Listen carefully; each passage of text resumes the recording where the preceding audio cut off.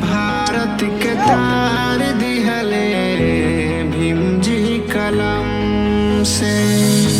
भारत के तार दिहले भीम जी कलम से।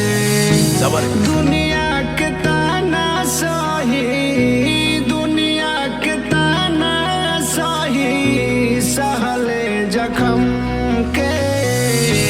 भारत के तार दिहले भीम जी कलम से। भारत के तार दिहले भीम जी कलम से।